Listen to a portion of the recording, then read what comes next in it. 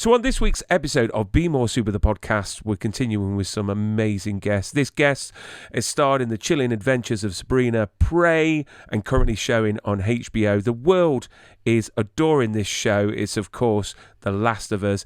It's the wonderful Nelson Leis. Nelson, welcome to the show, sir. Brian, thank you for that introduction. Happy to be here.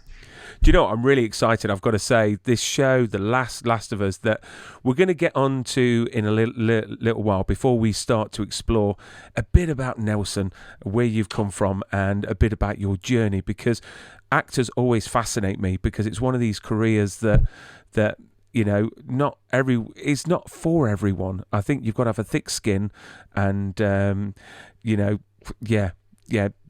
guts. I've got to say. But before we dive into that, the last few years have been quite challenging, to say the least, with the pandemic and everything going on in the world. So how have you kept positive and moving forwards throughout these unusual times? Well, I knew at the beginning of the pandemic, when it was all truly new and what the heck is going on for all of us. I'm talking about those first few weeks, those first 2 months. I also knew that this was kind of like this unprecedented, might never happen again time. Now, who knows if this happens again? But I thought, wow, we're basically a couple months here, and this is when we thought it was going to end in a couple months, where I'm just kind of in my apartment. I should take advantage of this. So I actually wrote a short film, and then went into pre-production and produced it, shot it with Natalie Bolt, who's a director, writer, actor, within that 6-month period. And so that was the thing that kept me incredibly focused, was finishing the script and taking it through to the finish line. Because, of course, did we know it was going to last 3 years or whatever it is? Of course not. But I thought, okay, this is, I don't want to say amazing, because it wasn't amazing, but what was, to use that word, like this, none of us had ever lived this before. We were in this time bubble. Time had stopped. And I thought, okay, I've got to do something in this time bubble. It might never happen again. So that's... There is many viewers out there and people like yourself that spent that time using it, either getting fit or learning a new skill. But what I was excited about was the amount of creativeness that was going to come out of the pandemic, in the way that, you know, you could either take it as a negative or take it as a positive for people spending time with their families and creating amazing new short films. The short film that you're talking about, is that Attack, by any chance? Yeah, it's actually... Yeah, it's all right. I've got the poster just there. Look, you see, I am prepared. Do you know what? I've got to say, this trailer looks amazing. And I've actually had a couple of the stars from the movie on the show. So I've had Garfield Wilson on the show. I've had your buddy Garfield. And I've had your buddy Troy on the show as well. And it's quite weird. Yeah, because it was really weird that when I reached out to have you on the show, and then I saw this trailer, I was like, wait a second, I've literally had the Rat Pack on, which is pretty cool. I mean, obviously it's been doing the festival circuits, and it does look hilarious. It really does. I mean, when are we going to get to see it? I mean, is it available now? I have been searching. I really want to watch it. I'll send you a link. Yes. It's not freely available right now. Maybe we'll just end up putting it on YouTube, like some people do with their short films. It's still doing the festival circuit. There is our last festival, I believe, is next month. It's called the Sunscreen Film Festival in St. Pete, Florida. And then, maybe I'll put it on YouTube, but I'll certainly send you a link. Oh, that would be awesome. It looks absolutely hilarious. It really does. So I wanted to just quickly touch on your training, because, Sure.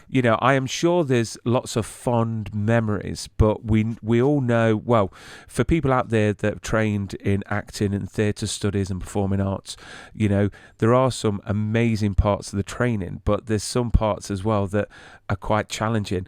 I mean, what is it that you loved about your time in New York training, and what did you not like? Okay, so first of all, coming from this little suburb of Vancouver and going to New York City at 20 years old, that in itself was an education. I mean, part of me thinks at this age, I could have even just gone to New York and not trained and just walked around those streets and met people of all walks of life. And that would have been equally as enriching and given me the growth that I experienced in that city. Um, but so I went to the American Academy of Dramatic Arts, and I was exposed to um, contemporary scenes, but of course, restoration and commedia dell'arte, and that was mind blowing to me, especially the commedia dell'arte. I had always really enjoyed and leaned into very physical work and clown work, so that was like playing in the sandbox to Mm. me. And what I didn't enjoy was theater history. It was not a performance class, it was an academic class. Now, if I studied theater history at this point in my life, at 48 years old, I would love it. Mm. But as a 20-year-old, I remember falling asleep in class and just like sort of, nodding off and like picking my head up. And that's no disrespect to the school or the program or anything like that. I just was not ready for an academic program of acting at the time. But now I'd love it. Let me read a book on theater for 3 hours right now. I'd love to do it. It's strange, isn't it, how like our tastes and our views change as we get older and what we get into as we get older. But which one do you prefer from an actor's point of view, being on stage or being in front of the camera? Oh man, I don't think I can choose. It's I love them both. It's been a few years. It's been 2017. Since 2017, since I did a play. I think there's a poster on my wall somewhere. Um, yeah, it's called Almost Maine. Sorry, there's a bunch of kids' toys there too. Um, and that was a big ensemble piece with all these different vignettes, and that was such a wonderful, again, a community building, team building experience. It was really lovely. They're different beasts with different types of focus when you're doing a play. As you know, as dozens of actors have told you, you're carrying the story from A to Z every night. When you're on television or film, you're not doing A to Z. You're doing A to A+1 or A+5. Mm. And sometimes you're going backwards. So I really enjoy both of them equally. I mean, there's nothing like, of course, you've heard it said before, it's a cliche, going on stage in front of that huge audience. It's so exciting when you're standing in the blacks, in the wings before you go on, and it's pitch black there, and you just have this adrenaline and this energy, and your cue is coming up, and then you enter. Oh man, there's nothing like that. It's incredible. And it's very unforgiving because literally, if you forget a line or you miss, I suppose when you're shooting a TV program or a film, I mean, obviously there's going to be pressure, but when you're on stage with thousands of people watching you, you can't fumble a line. Well, actually you can, because unless they've studied that play or studied what you're doing, they wouldn't notice. But the pressure on you is just incredible. It really, really is. So obviously, I've got to mention that you're a dad. You mentioned the toys in the back. How old Yeah. is the little one now? She's coming up on 20 months. Oh, do you know And I've got a five-year old and a 9-year old, two girls. So you've got it all to look forward to. You really have. It's just incredible. It's such a gift. But what I wanted to ask is, you know, how do you juggle parenthood? Because your other half is an actor as well. I mean, how do you juggle it? And is it very challenging? oh yeah, it's actually, I think there are pros and cons to being an actor, and my wife, Vanessa Walsh, is an actor as well. And the pros are sometimes, oftentimes, you've got both parents at home at the same time. And if there's no audition, if there's no job, no gig, then you're at home for days at a time, weeks at a time, months at a time. So um, that's the pro. Of course, the cons are the lack of structure. Mm. I'm a pretty disciplined person when it comes to my morning routines and my meditation and my exercise and all that. But reporting to a job, for whatever hours that might be, 9 to 5. There's a structure that's placed in your life, inherently, and so you really have to be kind of disciplined in a way to do the things you need to do. You're both at home. You're both attending to that child at the same time. And so sometimes you might forget to put something aside, like go to the gym, or rather not, make something important, go to the gym, whatever that might be. So that I do sometimes find that challenging, and we have to often do our self tapes at 9 p.m., 10 p.m., 11 p.m. when our daughter is down. Again, an absolute benefit of the world that we're in now, where every actor is doing a self tape.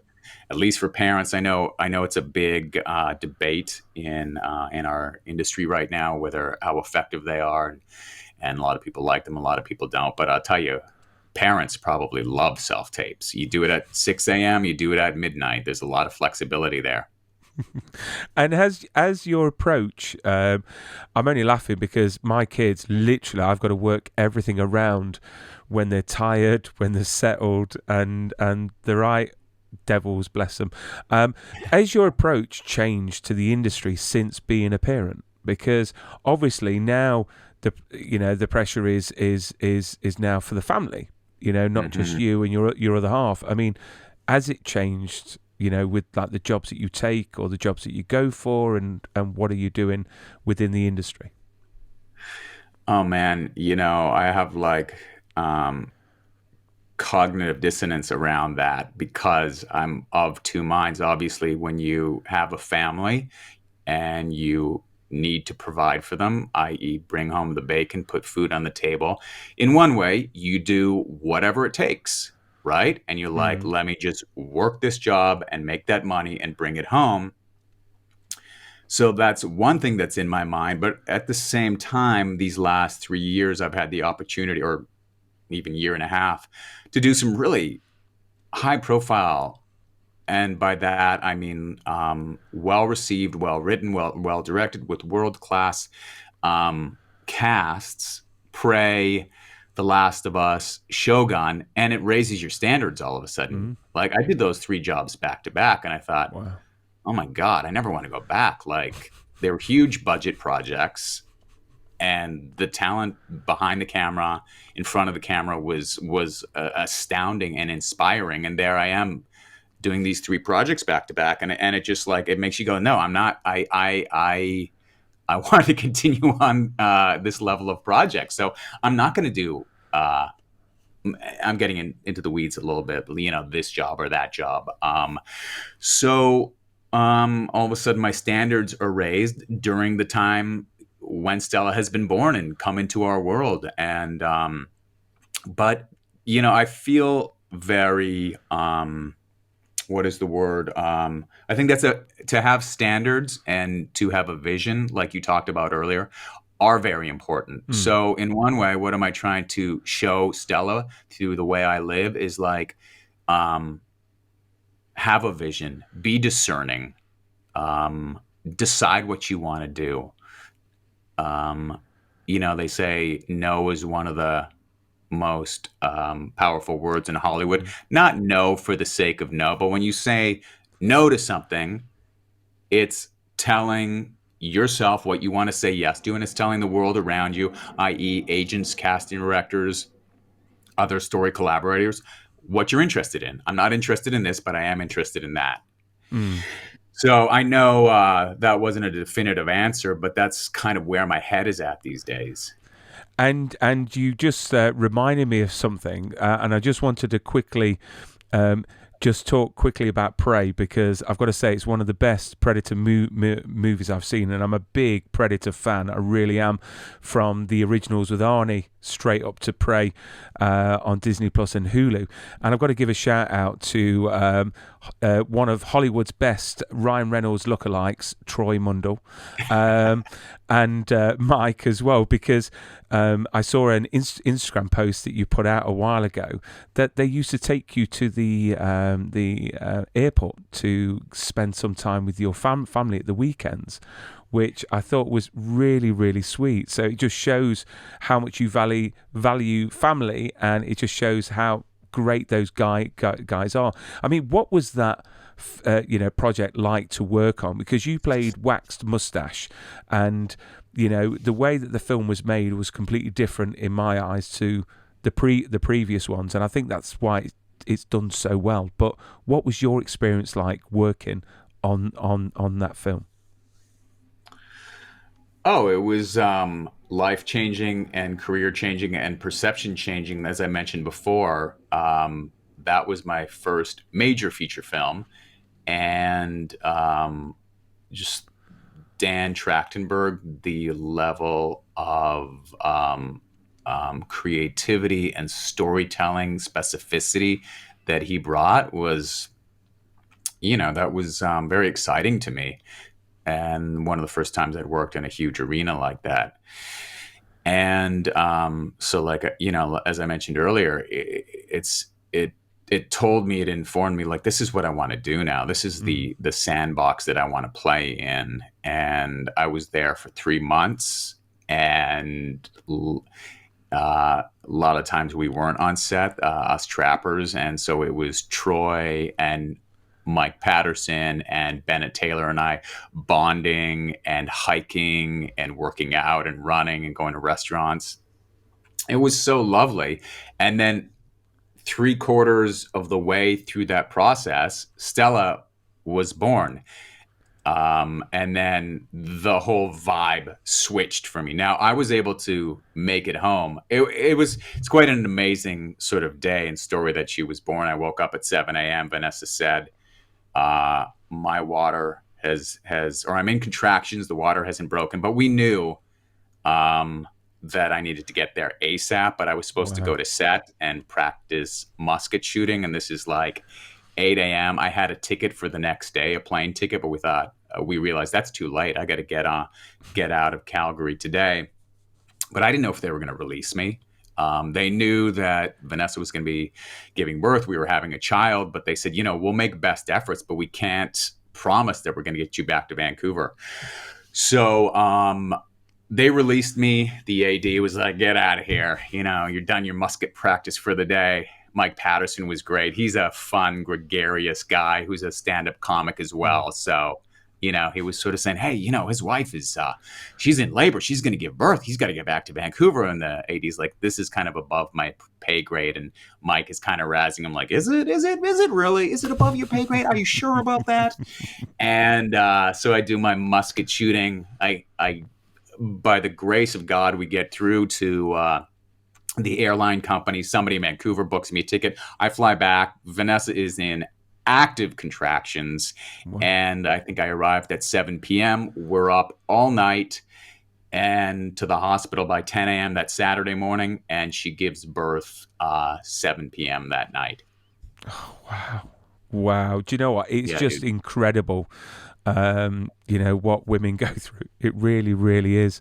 We get the easy job, I think. I know, having been at the birth of my 2 girls. But isn't it strange that as soon as your child is born, literally, the whole meaning of your existence just changes? It's like your child is born and you see your child, and it's like literally your priorities completely change. And it's just incredible. It really, really is. But you can't explain that to anybody who does not have a child. And obviously, that's not to say anything against or put down anybody who doesn't have a child, obviously. But it alters your DNA. It gives you neural pathways that didn't previously exist. The protective nature, the the desire to provide, my relationship with work now. I mean, it just, it's so funny. Like, actors want to access certain aspects of themselves and humanity, and what you can do in a scene. And a lot of times it's just, sure, go to class and develop your craft, but just life happening Mm. does that for you. And so scenes with family and children and families in peril, I mean, they're so visceral to me now. I don't have to act them. No. I just live them. And even as a viewer, anything to do with families, anything to do with kids, affects me on such a different level now. Being a parent, I watched this film. It was about a tsunami. It had Ewan McGregor in it, and because it had two kids in it, I just felt so parental, and it just was. I was on the edge of my seat the entire time. But let's talk about The Last of Us, because literally this show is just literally skyrocketed. I think it's one of the number one shows in the world right now. So for everyone under the rocks that literally hasn't seen this show, if you could tell us a bit about the show in your own words and whom you play. Okay. It's based on one of the top selling video games of all time, The Last of Us. There is an outbreak in the world. These cordyceps mutate and they take over humankind, and people become the infected. And it's a pandemic of sorts. And the show takes place in this sort of post-apocalyptic dystopian sort of it's present day, but world. And I am in episode 8. I play Josiah, who is one of the congregants, I say congregants because David essentially is our leader, and we're part of a commune, a group of people who have banded together to survive. Mm. And our leader is David, and he is a former teacher, and now de facto leader, de facto preacher. And it's just an awesome episode. It really, really is. And I don't want to spoil it for anyone, so we're going to try and talk about it without actually, Sure. going into details. So what attracted you to the role of Josiah, and how did the role fall on your lap? I mean, this is a big production. It really is. Yeah. So the audition came in for The Last of Us. It was my third audition for it. Previously, 2 other characters, and I think the first episode and maybe the 6th episode. And I knew it was a big world. I am not a gamer, so I didn't know the sort of nitty gritty of the storyline. But I was familiar with how epic the show was going to be, and the fan base from the game. And, with this scale of project, there's a lot of secrecy. So you don't get a script. You get some sides, which are your audition piece. And, you've seen the episode, correct? Yes. So there was like a tiny bit of dialogue, right, for me, but not like a tremendous amount for me to memorize. And so I was sitting at a coffee shop with my wife and baby when the audition came in, and I looked at the sides and the scene, and I basically memorized it in about 15 seconds. And then I sent my agent a voice text with those words, those lines, saying, okay, here it is. Just joking, of course, right? And he's like, oh, that's pretty good. I'll just send in your voice text. But then, we went home, and as you know, you're just looking for a window of opportunity when your baby is sleeping. So even though it had only been 1 hour prior when I got this audition, we zipped home. Stella went down for a nap. She stayed sleeping. I said to Vanessa, let's get in that taping room and let's get it down, because this is it. She's going to wake up potentially in an hour, 30 minutes, or 5 seconds. And so we laid it down, and and it honestly was that quick. It limited information about Josiah. It didn't speak about David or James or anybody else, and certainly not what they were up to. That's, even when I got to set, I didn't even know that detail yet. Wow.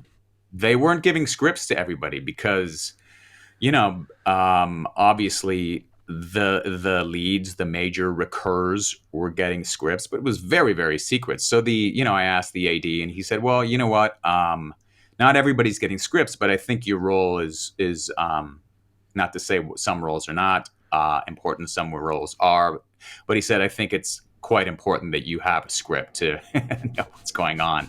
So he got me one, and then I saw, oh, okay, this is what's really going on here. We won't give it away for the audience. So yeah, so it was a fast process, and I was fresh off of Prey and Shogun, and so I had a look that really worked for the world as well. And then as I learned about the world and Josiah, then you sort of, the process for me was a little bit backwards. You start building the world sometimes before you get the audition, but when the audition's due the next day and you have a baby, you just jump in and you use your intuition, make some choices real quick, and send it off into the world. Then when I got the script, I could start thinking about who this guy was. He wasn't just these actions that he did in here. He came from someplace. He was a family man. Where is that family? What happened to them? Mm-hmm. So you start building. I started building essentially when I landed in Calgary and I got that script. Mm. I mean, I've got to say the writing on this show is epic. It really is.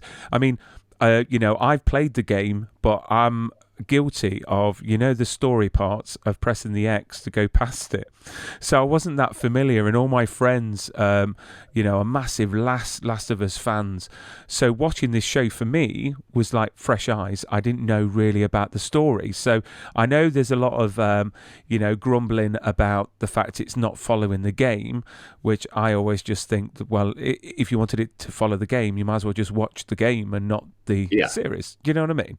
But let's talk let's talk locations, because where you were filming was, for us Brits, looks beautiful, because literally we're expecting snow for the first time this year, or tomorrow, I think. We're not going to get it because we're in England. It snows all of 3 centimetres and the world stops here. But sure, it certainly snowed where you was. I mean, whereabouts was that filmed, and what was it like filming in those sort of conditions?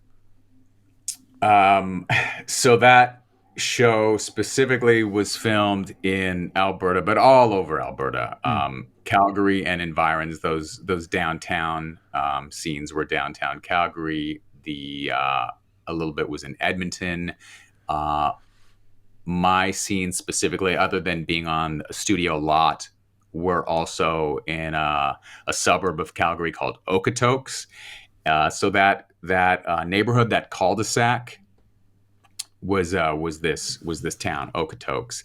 And I mean, man, the scale of production and obviously the budget, like, dude, it's incredible. They basically took over an entire neighborhood and were able to put a bunch of people up in hotels and say, okay, we're just renting out this entire neighborhood. And because they can't have people looking out the windows of their homes when in the shot. So I guess they just put dozens and dozens of people up in hotels. And one particular hotel, where I go in, or sorry, house, where I go in looking for Joel, they just demolished that entire house. I anecdotally, I heard maybe the production bought it or something like that, because it's not like they just like painted a few walls. They destroyed this house, wow, which was really cool. And so the neighborhood was covered in snow. They had to truck some snow in because it was a little bit warmer than usual on some days, and we just got to play. It was like being a kid in a sandbox, man. It was so cool. Our set was this real neighborhood. I mean, incredible. I've got to say, I mean, we always think of actors' lives as glamorous on set and everything like that. But there's a picture of you there. I presume this is where you were when you weren't shooting. And I just had visions of like better sort of accommodation. I mean, I've got this is your castmate here as well, Yeah, and I read on that picture it's an ice fishing tent. that's right. Which you are struggling for the art, obviously. But now I've got to say, I mean, the episode, is probably one of my favourite because it tackles so many things. And I've got to say, I mean, I think we've got one more episode left, if I'm right in saying, and I don't want it to end. Literally, it's one of those shows that I can watch, and I thought to myself the other day, I could watch this forever. Literally, the writing in it is just fantastic. And obviously, in your episode, many of the fans will recognise Troy Baker. There is the OG Joel from the game, and also you share. So without spoiling anything, you share some screen time with Pedro Pascal. That's right. The guy that literally cannot do anything wrong at the moment in Hollywood. Like literally, he's everywhere. What was he like to work with? Obviously not going into too much detail of the scenes. Oh yeah, no, Pedro was like, it was just, I mean, you probably heard this in the media, like just so fun. Like anecdotally, you've probably heard that. Just like such a wonderful guy, just sweet, funny, playful, warm.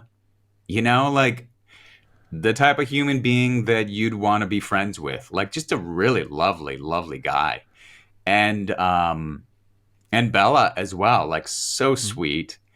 And we were talking about fatherhood, and when I watch the show, I just like have such a warm spot for Bella. Like she puts a smile on my face, like when she's swearing and she's getting confrontational, and like I just think she's lovely as a human, and I love her character on the show and what she does with it, and I had such a like just a warm feeling from her, from both of them. Troy is a very funny guy. He plays a very serious character in some serious circumstances, but I don't know many of his interviews, what they're like, so I haven't seen how he comes across, but he's a funny dude.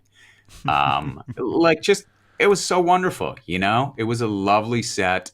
Scott Shepherd, who plays David, from New York City, really brilliant actor, does a lot of stage, sweet guy. He was incredible. I've overused the word sweet, but everybody was lovely. I mean, he was incredible in the last episode, and again, if you haven't watched it yet, you're in for a hell of a ride with this episode from the start to the finish. You really, really are. I mean, how does this compare to the other projects that you've worked on previously with The Last of Us? It's really exciting to be part of a show that you genuinely would have watched even if you weren't in it, beginning to end. So, I wasn't sure if I was excited for this show because I was in it, or because, you can't separate yourself because you're in it as an actor, right? So, but man, when I started seeing the previews, I thought, oh man, this is going to be so badass and exciting and fun, and what a world. And so it's so cool to be, and as an actor, you do a lot of projects, everything from short films to lesser seen TV shows. And then you forget how many people watch these shows. I received more text messages and Instagram messages and phone calls than I had for any other project. And then you go, oh, right, this is like, what do they call it? Like appointment television. This is the big time, and you kind of forget like these. I mean, Prey was seen by a lot of people. And then the numbers come out, and I think they said that Sunday night was 8.1 million people watching. And that's just North America. That's not Europe or anywhere else in the world. So and that's not the rest of the week, the rest of this week. So it's huge amounts of people watching it. It's like, it felt like every single person I know was watching that show. It's wild. And yeah, it's crazy to think everyone's watching you. It's just it really is.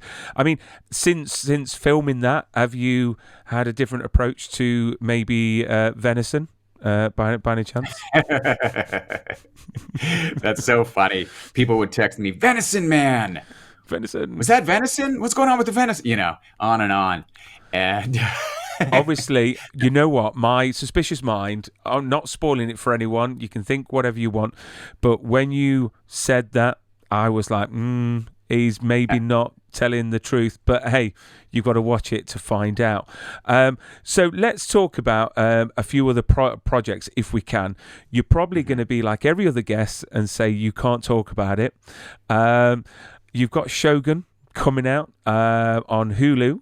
Can you speak anything about that show, or? I can sort of speak generally. I mean, my character is on IMDb, and you can see his name, so which sort of tells you his nationality. And if you've read the book, you know that there are a bunch of Dutch sailors in the beginning of that. Some who survive, some who don't. So that's not a spoiler. We just know that from the story, and I'm one of those people. One of those sailors, and it starts with us in the novel. They shipwreck on the shore of Japan, and again, it was like just this epic world that I walked into. I mean, on the scale of budget, I don't know the numbers, but was up there, probably one of the biggest shows like The Last of Us that I've been on. I mean, it's the year 1600 and it's feudal Japan, so you can't do that on the cheap, or you have to be authentic. And man, they had that. It's mostly in Japanese. They had a lot of people from Japan, obviously as cast, but also as cultural. Experts, whether it's on how to properly do a kimono or the hair or tea ceremony. I mean, you name it. The attention to detail was phenomenal. So I don't know when it airs, but I'm really excited about it.